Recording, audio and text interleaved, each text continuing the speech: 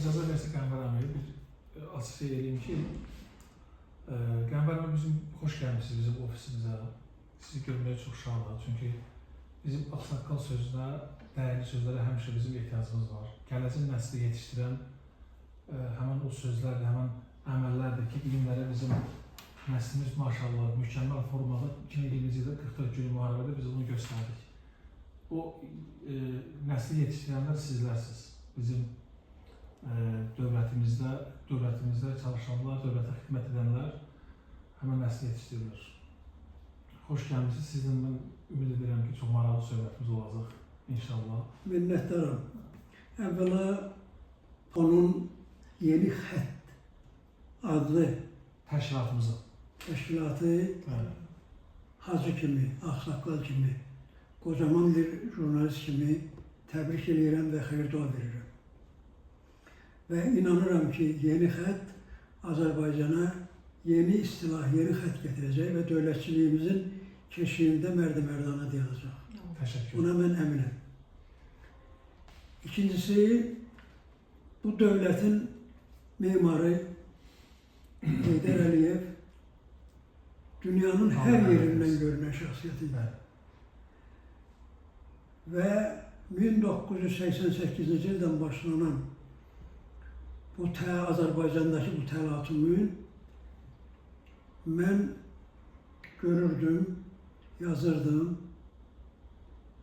və həmin dövrdə hakimiyyəti zəbt eləmiş adamlara baxanda, təhlil eləyəndə ürəyimdən qara qanlar keçirdi. Mən bilirdim ki, bunların heç biri dünya dövlətlərinin, dünya süper güclərinin Azərbaycanda marağının kəsişdiyi bir məqamda bunların heç biri Azərbaycanı xilas edə bilməyəcək. Ona görə də mən Azərbaycan Radiosunda dövlət quruculuğu, problemlər, vəzifələr adlı bir veriliş açdım. O verilişə Azərbaycanın hazırki vəziyyətdə, o dövrdə başında təhlükəli adamların dayandığını bilən və Azərbaycanı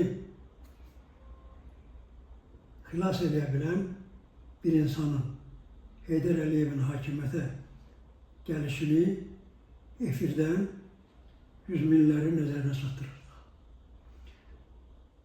Bir müddət keçdi,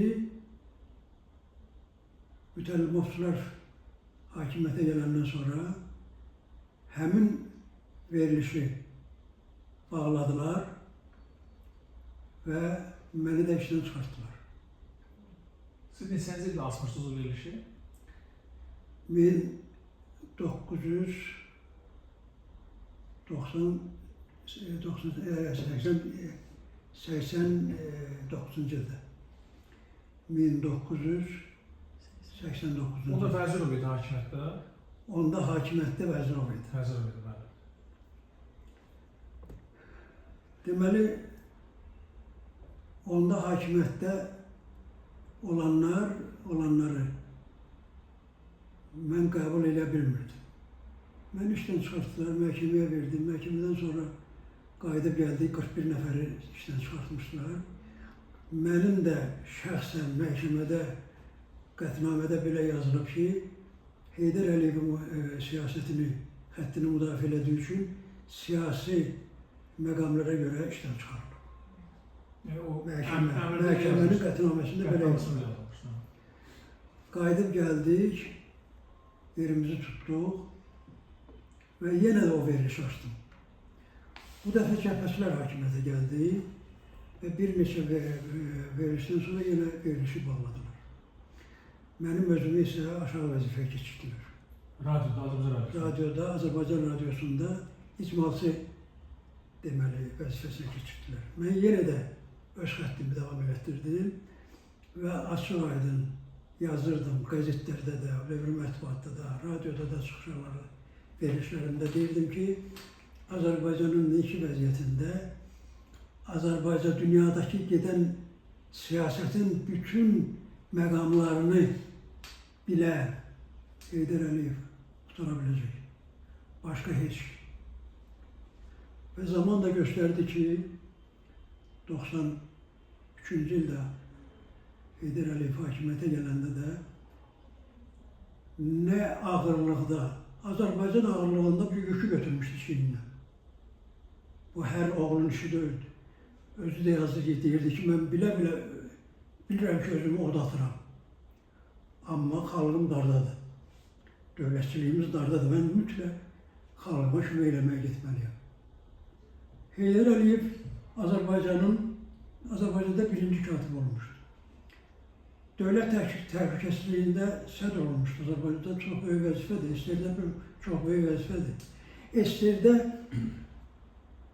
15 nəfərdən biri idi və SSR Nazirlər Sovetinin sədrinin birinci müavini kimi birincilərdən idi. Ona vəzifə lazım deyildi. O, necə deyilir, pensiya çıxıb memuarı yazmalıydı. Amma xalqın darda olduğunu görüb, Moskvada səfirliyə getdi, bəyanat verdi, çətinliklə gəldi,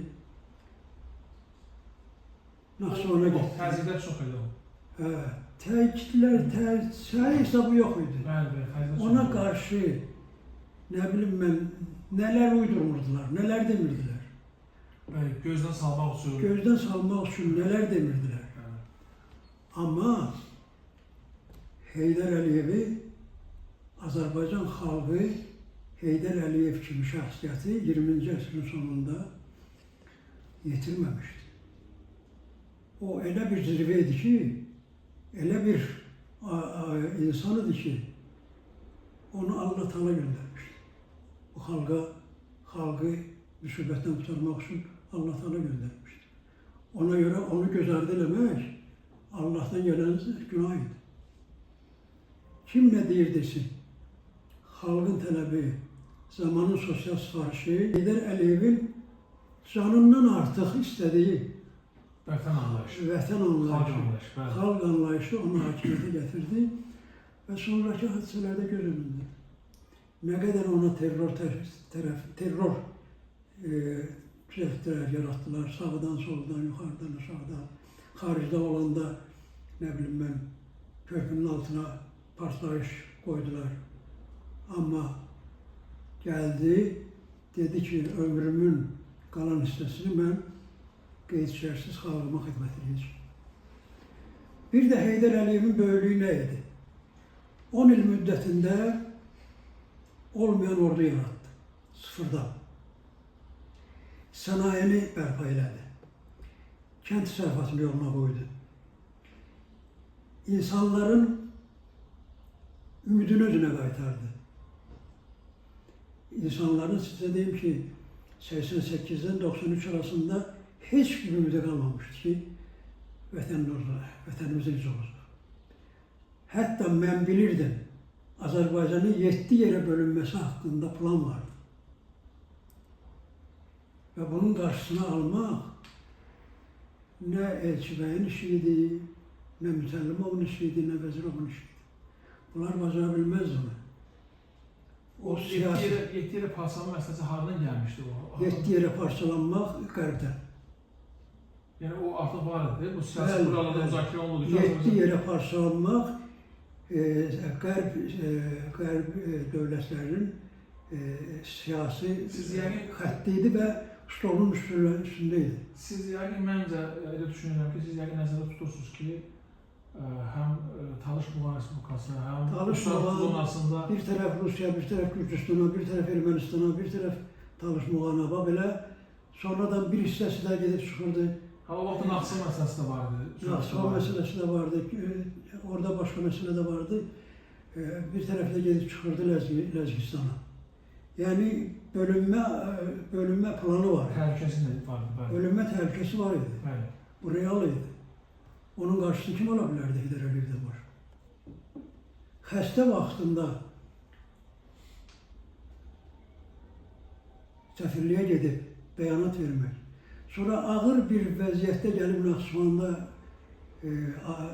Ali Məclisinin rəhbəri olmaq, fəaliyyət göstərmək. Oradan Azərbaycan ilk dəfə olaraq Azərbaycanın müstəqillik bayrağını qəbul edib SSR'dən ayrılmaq barədə bəyanat vermək və plan, proqram hazırlamaq ancaq Heydər Əliyevin cəsarətində idi. Başqası eləyə bilməzdi bunu. Heydər Əliyevə qədər Mütəllimov da üzünü maskaya tutmuşdu. Elçibəy üzünü bilmək olmurdu, hesaba tutmuşdu. Çünki sağını solunu hamısının üzünü düşmənləmişdi. Vəzirovun da ən böyük günahlarından biri o idi ki, köç başlayanda, məcburi köç başlayanda Ermənistandan gələnləri Qarabağa buraxmadı. Ermənistan gələnləri Qarabağa buraxsaydı, gələcəkdə Qarabağ hadisəsi olmaya bilərdi. Onu eləmədi.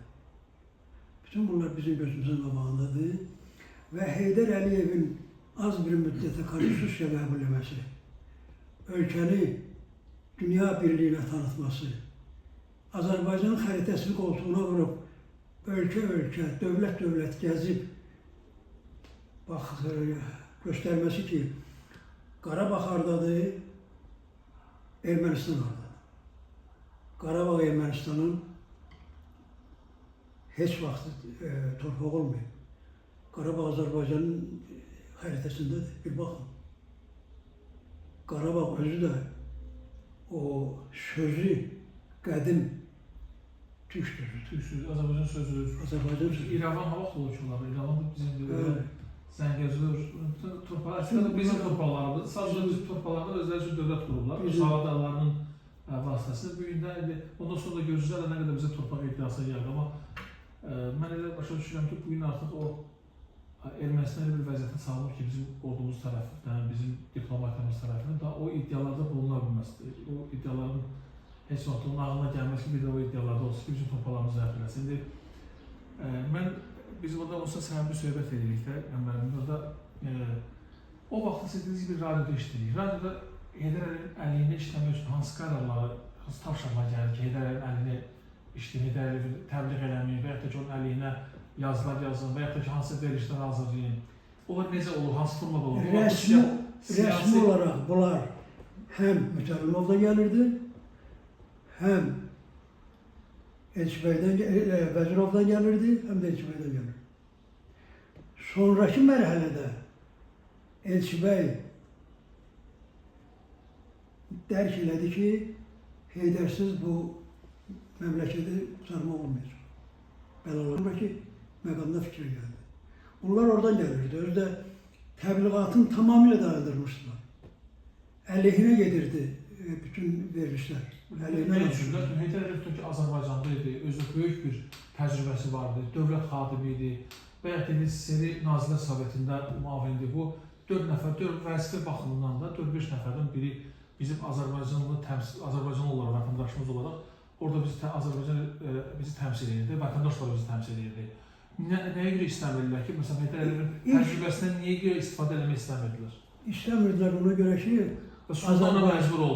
Azərbaycanın varını, dövlətini mənimsəsinlər və vəzifə ilə keçirsinlər, hakimiyyət ilə keçirsinlər. Hakimiyyət həvəsliyindən başqa heç nə deyil. Azərbaycanın varı yoxu da talanmışdır. Bunlar zaten hakimiyyətdə idilər. Sadəcə olaraq, bax, Heydər Əliyevin siz o vaxtı müdafiə xarakterli yazılar yazmışsınız.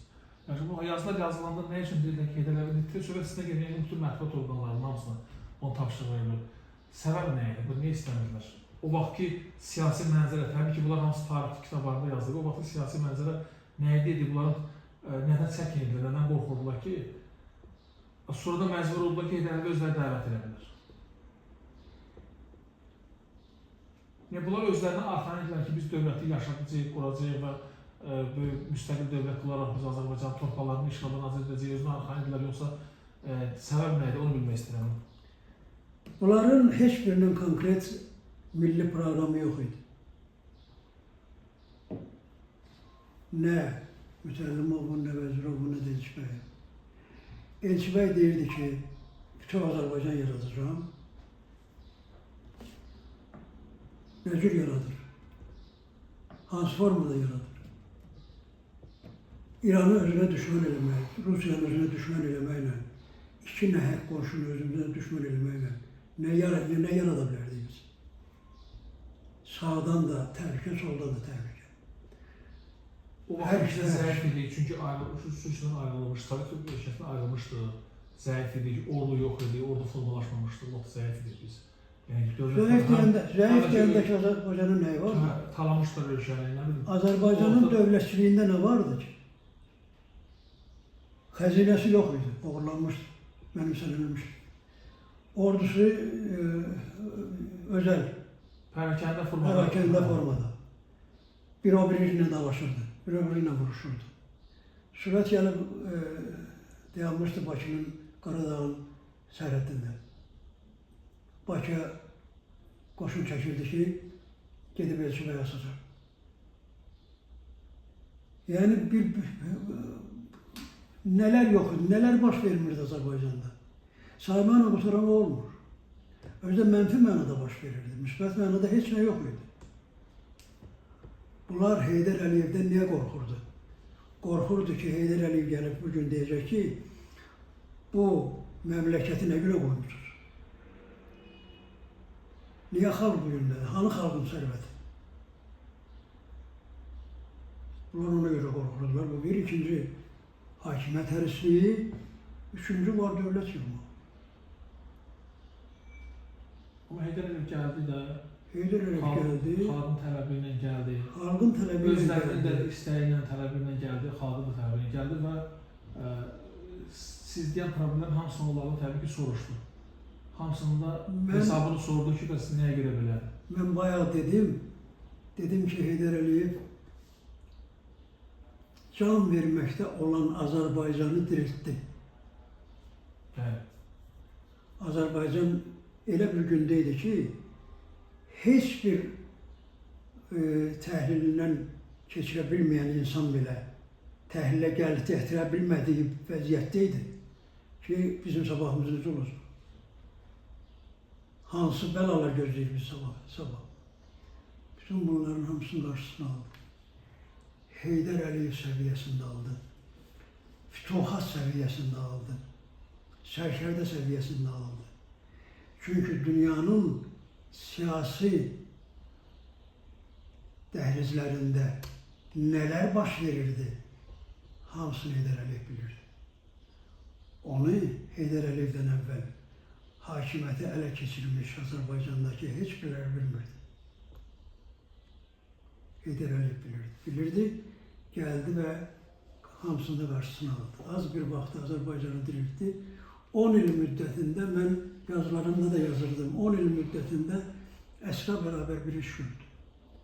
Hətta Avropa dövlətlərinin belə 50 ildə keçə bilmədiyi o demokratik adlandırılan dövlətlərin 50 ildə keçə bilmədiyini bu 10 ildə Həyata keçirdi, yerinə yetirdi. Ancaq Heydər Əliyevin ən böyük və xalqa miras qoyub, xalqa əmanət qoyduğu sərvətdən biri və birincisi öz varisini yetişdirdi. İlham Əliyevi yetişdirdi və dedi ki, ona özüm qədər inanıram və inanıram ki, mənim eləyə bilmədiklərimi İlham Əliyev eləyəcək. Üstündən illər keçdi, hər şeydə göz qabağındadır. İlham Əliyev nizami ordu qurdu.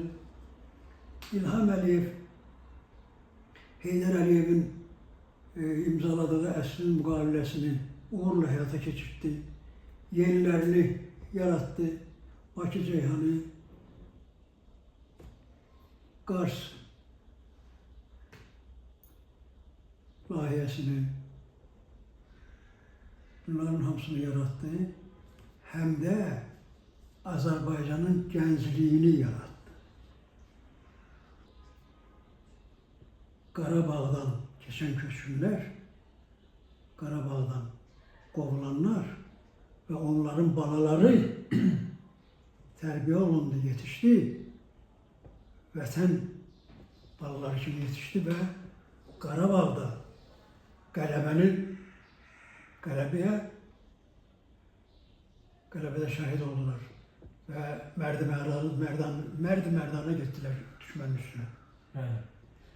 Və Qarabağdakı bugünkü inkişafda göz qabağındadır. Dünyanın ən gözəl şəhərlərindən biridir. Hələ çevriləcək inşallah. Çevriləcək inşallah və onu da deyim ki, Heydər Əliyev, o milli liderimiz dünyasını dəyişəndən sonra mən şəxsiyyət və zaman sırasından Azərbaycan Radyosunda veriliş açdım. Həmin verilişdə bir ildən sonra İlham Əliyev haqqında şəxsiyyət və zaman verilişində dedim.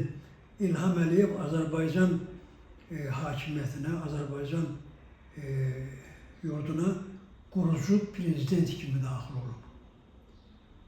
O, bütün sahələrdə xalqının ümidini və Heydər Əliyevin, milli liderimizin vəsiyyətini doğrulacaq, ümidini doğrulacaq. Bilirsiniz, bu əsdə qalanda bizim tək o siz deyər məsələ gəncliyin yetişməsi, bu həm də milli ideologiyanı fundamental olaraq, sistemli olaraq milli strategiyamızı, milli ideologiyamızı yaratdı. Bu, indi bu 2020-ci il müharibə oldu, 44 gün biz zəfər qazandıq, amma ondan öncə o proseslər gedirdi. Yəni bu elə belə ən əsas gəlmədi ki, bununla bağlı əziyyətlər var ortada, bununla bağlı işlər gedir, bununla bağlı diplomatik əlaqələr var, beynəlxalq münasibətlər var, bununla bağlı təbliğat ruhu var, deməli ki, bunların hamısının xarici ölkələrdə bunlara təsir göstərmək ki, həqiqətində bu torpaq biz hətta BMT-nin qətnamaları vardı belə, amma ki, torpaqları icra mexanizmi yox idi deyə heç bir iş görülmürdü. ATAT bir qurum yaraldı, yanından gəlib gedirdilər. Əslində qaldı bu proseslərin həyata keçirilməsi biz belə baxanda, sözlə deyəndə biz bir cümlə ifadə edirik. Amma bunun dərindən düşünəndə gör bu nə qədər böyük miqyasda, böyük maşrafda bir işdir, bunların həyata keçirmişik biz. Bu əslində qalanda bizim qurur tariximizdə, bizim o siyasətdə 100 illərdən sonra yaratdığımız və böyük bütün Azərbaycanın gələcək üçün yaşatmaq üçün fundamentini düzəltdiyimiz böyük bir qurur tarixidir. Yəni bunun çox böyük mənası var əslində qalanda, amma indi bunu eləsi var ki, dərk edilir, sadəcə olaraq bunu küçümsəmək üçün, bu əziyyətləri küçümsəmək, qəbul etməmək istənir. O başqa məsələlərdir, amma həqiqətən də bu bizim milli ideologiyamızın yaradılmasından, Azərbaycanın gələcəyi, bütövləşməsi, qüdrəti həmən bu milli ideologiyanın yaranmasından keçdi. Biz bunu yarada bildik, yaratdıq. Həmən zəfər, 44 günlük qələbədən yaratdıq biz bunu. Biz insanların özünə milli kimliyimizi dərk elədik. Gəncliyimiz artıq bildik ki, bəli, biz müharibə ilə nəyə, öz torpaqlarımız uğrunda müharibəyə gedib, canımızı fəda edib, biz nəyə qadırıla bilirik. Biz bildik ki, dövləti qorumaq üçün hansı addımlar atmaq lazımdır, dövləti vətəni necə sevmək lazımdır. Əslində qalanda bu yox idi, bu son nəsil 100 illərin 200 ildir, bu tariximizdə belə bir şey yox idi. Artıq unudulmuşdur, düzdür, bizim tarixi şəxsiyyətlərimiz çoxdur, onların xidmətləri var, bu zaman heç birinin xidmətlərini biz heçə saya bilmərik, amma son 200 ildə torpaq məsələsində bu qələbəni bu ərsəyə gətirən bu böyük diplomatiyanın, böyük düşüncənin səyi nəticəsində həyata keçirildi. Təbii, Heydər Əliyev siyasətinin Azərbaycanda alternatifi və dünyada alternatifi olmadığı kimi İlham Əliyevin də rəhbərliyinin alternatifi yoxdur. Hansı mənfi gözlə kim baxırsa baxsın, elə o mənfi gözündə də qalacaq. Xalqın ona səs verən 80%-dən çoxu onun arxasındadır. 80, indi bugün Qarabağdan sonra isə mən sizə dəqiq deyirəm ki, 95%-dən artıq onun arxasındadır. İlham Əliyevin arxasında. Təbii ki, seçkilər göstərdi, son seçkilər də göstərdi ki, çünki bugün mən fikirləşirəm ki, İlham Əliyevi o böyük şəxsiyyətin varisidir və eyni zamanda Allahdan, Xudadan gələn bir rəhbərdir. Qəmbər bəy, bax bu indi bu işləri, bizim gördüyümüz işləri, zəfərimizi də, Yanınıza gəlsə belə bir cümlə də işləmirdi o vaxt ki, bu antiterror əməliyyatından qabaqki bizim bir sentyabr ayında bir əməliyyatımız oldu. 70-dən yuxarıda şəhidimiz oldu orada. Onda deyirlər ki, biz haqlı olaraq haqsız duruma düşdük. Öz torpaqlarımızda əməliyyat keçirəndə bizim bəzi siyasilərimiz belə bir ifadə işlətdilər. Həm buradan, həm xaricdən ki, biz haqlı olaraq haqsız duruma düşdük. Və bu insanların nədir? Siz həyat təcrübəniz çox genişdir. Bir neçə dövlət idarəçilərin dövründə işləmişsiniz, həm Sovet hökumətinin vaxtında, həm bizim müstəqillikdən sonra bir neçə deməli ki, prezidentlər, dövlət başçıları görmüşsünüz də. Yəni o vaxt da vardı belə müqayisələr, o vaxt da belə siyasətlər vardı ki, məsələn, dövlət üçün hansısa bir dövlətçilik prinsiplərdən sadiqlik nümayiş etdirəsin, amma ki, onu küçümsəmək üçün hansısa bir siyasi qərargahlığa əl atasın. Bunların məqsədi nədir? Bunlar nə üçün belə edirlər? Sizin təcrübənizi deyirəm, çox genişdir, yəni ona görə mən sizə deyirəm, soruşmam ki, sizə bunların məqsədi nədir? Və onların sözünüz. Siyasətin məqsədi Azərbaycan sərvətini xarici bazarlarda, xarici əllərdə necə deyərlər, israf eləmək. Azərbaycanın mənliyini məhv eləmək, dövlətçiliyini məhv eləmək, ənənəsini məhv eləmək. Bu böyük dövlətlərin marağında olub, xüsusən Qərbin marağında olub həmişə. Böyük dövlətlər həmişə kiçik dövlətləri əzmək istəyirlər. Bu prinsip həmişə olur. Bir qayda olaraq. Amma kiçik dövlətlərin ağıllı başçıları, ağıllı sərkərdələri, ağıllı prezidentləri həmin o böyük təhlükəni aradan qaldıra biliblər. Niyə? Böyük düşməni, təhlükəli düşməni dosta çevirməklə. Necə ki, İlham Əliyev bütün siyasətində düşməni dosta çevirməklə məşğuldur. Həm də elə balanslaşdırılmış siyasət yeritdi ki, orada heç bir dövlət deyə bilmədi ki, Azərbaycan bizim əleyhimizədir. Hər kəsin öz yerində qəbul elədi. Qərbi yerində Rusiyanı, Rusiya yerində Türkiyəni qardaş kimi, İranı qonşu kimi, Gürcüstanı qonşu kimi, Ermənistanı da terrorçu kimi. Ermənistanı terrorçu kimi təkcə biz qəbul eləməmişik, həm də getdikcə müəyyən ölkələr görür ki, Ermənistan terrorçudur. Başqa heç nə. Təbii ki, terrorçudur. Xocalı soyqırımını törədən bizim dünyada elə bir işgəncə növü yoxdur ki, bu ermənilər bunu elədilər, Xocalı soyqırımını bilirsiniz də, o vandallıq idi, vəhşilik idi, onu elədilər. Təbii ki, bunlar hamısı tarixi faktlardır, bunu inkar etmək mümkün deyil ki. Yeri gəlmişkən Meyxoş Abdullah adlı bir yazıçımız var. Əsir Qadın adlı bir romanını mənə göndərib ki, rəy yazıb buna. Bəli. Orada deməli, həmin kitab oxuyandan sonra həm də rəy yazıram. Hətta ən əzazil cəlladın belə, düşmənin belə fikirləşə bilmədiyi şeyləri fikirləşir, tapıb, təsbiq edir.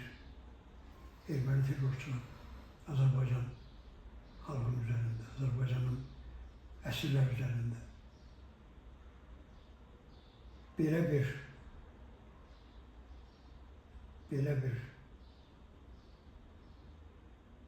sizə necə deyim, terrorçuya, düşmənə cavab verilməliydi, geçdiniz. Həm də bu cavab müəyyən vaxt tələb edirdi. O müəyyən vaxt müddətində İlham Əliyev demək olar ki, dövlətçiliyi toparladı, yaratdı, xalqı özünə qaytardı, öz mənliyinə qaytardı.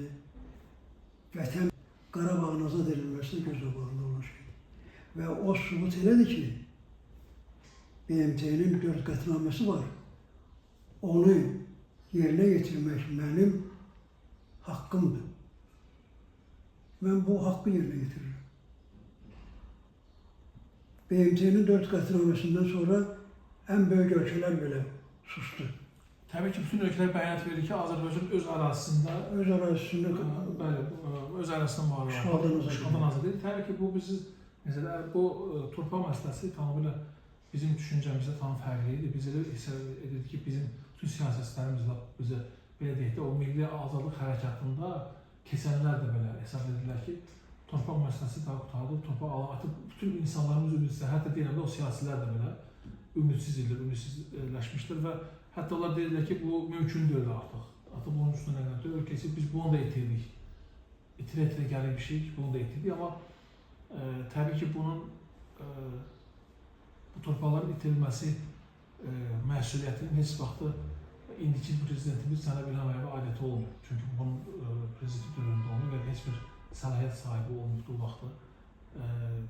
Amma bu gəldi, elə bir dövr gəldi, o dövrün siyasi şəraitindən necə deyək, bu çox müdrik formada istifadə edərək və tək Ermənistanda yox, əslində qalanda Ermənistanı dəstəkləyən qüvvələr ki vardı. O vaxtda bu problemi yaratmışlar ki, lokal şəkildə sonra biz bunu həll edəcəyik, təbii öz maraqlarını həyata keçirmək üçün. Amma biz onlara elə bir siyasi zərbə vurduq ki, onların demək olar ki, bütün illər boyu planlaşdırdığı, xəyallarında qurduğu siyasəti darmadağın edir, diplomatiyası darmadağın edir və bu əsas məsələ budur. Sadəcə olaraq bundan sonraki dövrdə də bizim siyasi davranışlarımız ancaq gərək necə ki, bu 2020-ci ildə biz millətin həmrəyliyini, birliyini yaratdıq. Ondan sonraki də davranış, vətəndaş davranışımızda, siyasi, ictimai şuurumuzda bütün bu davranışlardan ancaq vətən üçün bir olmaq, vətən üçün yolluq kimi birləşmək deməli, nümunəsinə getməlidir. Çünki bu vətən hamımızındır, hamının borcu vətənini qorusun. İndi kimlərsə bu günləri siz deyək kimi xarici havadarlarla işləyirlər, kimlərsə bu günləri ümumiyyətlə vətən anlayışını dərk eləmirlər, özlərini vətən saymırlar buranı, övladları burada yoxdur, artıq çıxarılır ölkədən. Onlar üçün təbii ki, yoxdur vətən anlayışı. Amma bizim üçün var, bizim deməli, indiki yetişən nəsil var ki, bir dəfə Cənab Prezident ki, bu nəsil yetişib bizim dövrümüzdə bu nəsil. Həqiqətən o dövrdə yetişən nəsil görün hansı deməli, şəraiti yaratdılar ki və necə qəhrəmancasında döyüşdülər ki, orada necə hazırlanmışdı ki, bütün beynəlxalq o hərbi qanunlara uyğun olaraq biz getdik torpaqlarımızı geri aldıq. O yüzden hansı çətinliklərdən, hansı keşməkeşlərdən aşırı. Biz indi o torpaqları gedirik, gəzirik biz yeri gəlmişkən. O da deyim ki, gedib biz səfər edirik torpaqlara, baxın. Orada nə qədər əziyyətlərin bahasına başa gələn işlər var. Orada necə o dağıdıb məhv edirlər, ki, hətta daşlara qarşı da agresiya var. İnsana qarşı biz Türkiyə qarşı olan agressiyasını biz bilirik də ermənilərin, amma daşlara qarşı, bu orada infrastruktura qarşı o da agresiyası olur. Çünki bilmək ki, torpaq bunların deyil. Nə götürsələr, qənimətdə bizdə belə bir söz var da, daşıyırlar. O vaxt bilirsiniz də bizim qonşu ölkələr də onlara yardım edirdi. Daşıyıb aparırlar, məhv edirlər, dağıdırlar, amma biz indi orada yeni həyat qorunuq. Sanki torpaq deyir ki, nə yaxşı ki, gəldik biz o terrorçuların, vandalların əlindən bizi aldıq. Torpaq hətta belə bizi cana gəlib orada. Torpaq özü sevinir. Sevinir, bəli. Baxın, bu çox böyük işdir. Həqiqətən də bu məsələ, mən deyirəm ki, bu belə bir milli dəyərdir ki, bunun dəyərini heç vaxtı nəyisə ölçmək mümkündür. O elə bir hissdir ki, bunu heç nə ölçmək mümkündür. O elə xoşbəxtlidir ki, bunu heç nə ölçmək mümkündür. Sadəcə olaraq onu yaşamaq lazımdır. Onu kim yaşayabilir? Ancaq o vətən üçün ürəyi döyünən insanlar yaşayabilir, vicdanlı olan insanlar, vətəni sevən insanlar yaşayabilir. Digərlər təbii ki, yaşayabilir, heç hiss edə bilməzlər. Mən həmişə demişəm, yenə deyirəm, siyasət dahilərin oynadığı şahmatdır. Həm də siyasət meydanı hər adamın işi deyil. Heydər Əliyev siyasəti müqayisəyə gəlmir. O müqayisə mövzusu deyil. İlham Əliyevin yetişməsinə fikir edir. Moskvada beynəlxalq əlaqələr institutu qurtardı. Həmin institutda bir neçə il müəllim işlədi. Moskvada beynəlxalq əlaqələr institutunda müəllim işləmək hər istedadın işi deyil. Təbii ki. Və sonra neft şirkətində işlədi. baş nazir oldu. Atanın yanında da siyasi akademiya kurtardı.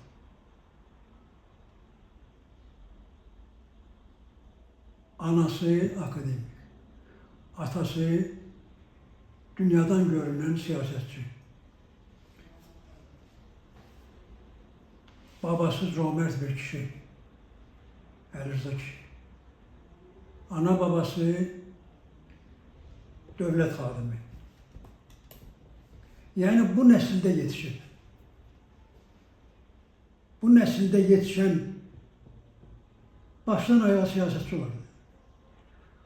Hansı bir numune Azərbaycanda mənə göstərin ki, ikinci bir belə bir vəziyyətdə olan və adını siyasetçi qoyan adam var.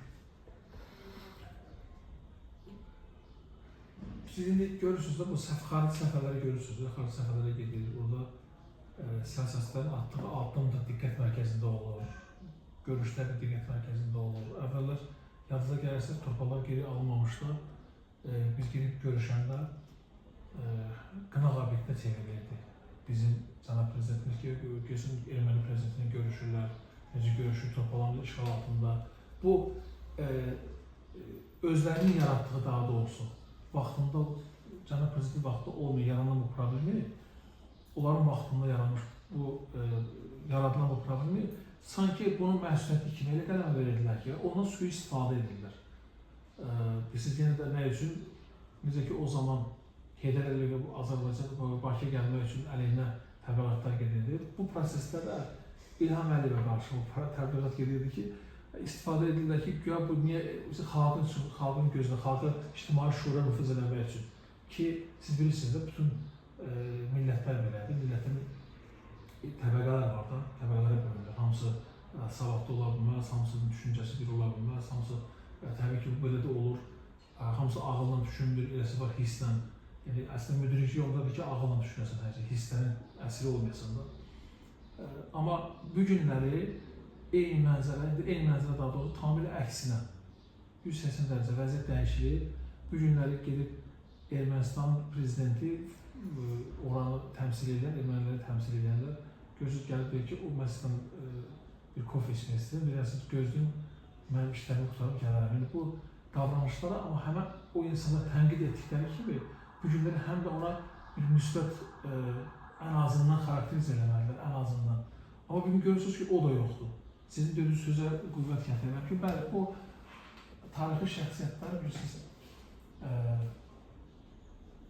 elə formada yetişir ki, əslə qalanda yetişmir, dünyaya gələndə tarixi şəxsiyyət olur, o əslə qalanda elədir. Lider anadan gələndən lider olur. O sonradan lidera yetişməsi məsələsi çox qəliz məsələdir.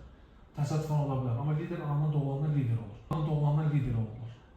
Böyük şəxsiyyət olurlar və bugün də öz əməlləri ilə də, addımlarını da sübut edəndə, ispat elədi ki, bəli, biz öz torpaqlarımız üçün, vətənimiz üçün nə etməyə qadirik və bu tək regionda demirəm mən, yeni o reallıqlar ki deyirik biz, həqiqətən yeni reallıqlar yarandı. Görürsünüz ki, tam dünya düzəninə uyğun olaraq bizim də Azərbaycanın öz siyasəti gedir, paralel olaraq. Tək bu regiondan yox, regiondan kənar qüvvələr ki vardı, burada maraqları vardı, onlara da biz təsir göstərdik, onların da bizə münasibətdə, davranışlarda təsir elədik, müsbət formada dəyişə bildik onu. Bunların hamısını təbii ki, qiymətləndirmək lazımdır, o bizim üçün böyük bir iş daxil. Azərbaycanın bütövləşməsini, bugünkü inkişafını, xalqın inamını görməyən adamlara bir atalar sözüyle mücavab vermək istərdim. Buyur. İtilər karvan keçər.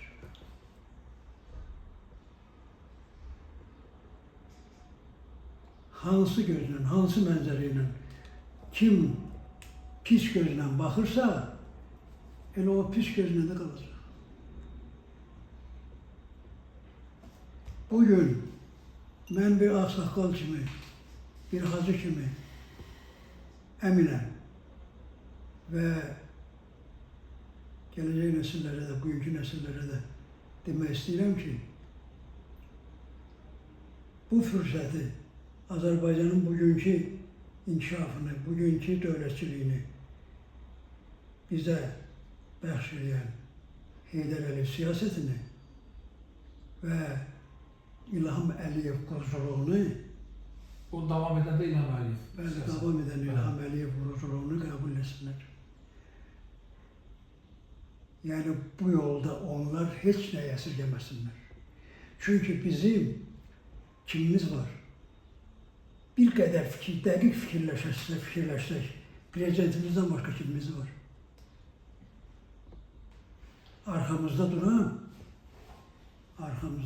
bu xalqı dünya birliyində, ölkələr içərisində, dövlətlər içərisində tanıdan, təsdiq edən qeyd içərisində bugün İlham Əliyevdir. Kim nə deyirsiniz?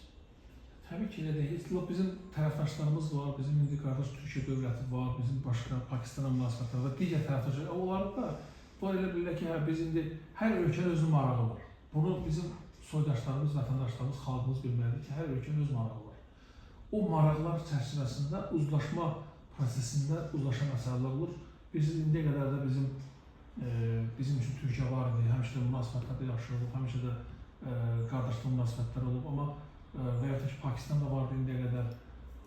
Məsələ ondan ibarətdir ki, o siyasəti elə yürüdüb vəziyyəti həyata çatdırmaq ki, bu günləri artıq böyük bir proyektin, böyük bir layihənin təməli qoyuldu. Bilirsiniz, bu indiki görüşdə Laçın deməli, hava limanı açılışında da, beynəlxalq hava limanı açılışında da 3 ölkənin prezidentinin mətbuat konfransı, orada mesajlar və orada həm də həmişə ki, bizim Şuşa bəyannaməsindən sonra bunların bu addımları, bütün bunlar hamısı nəyi göstərir?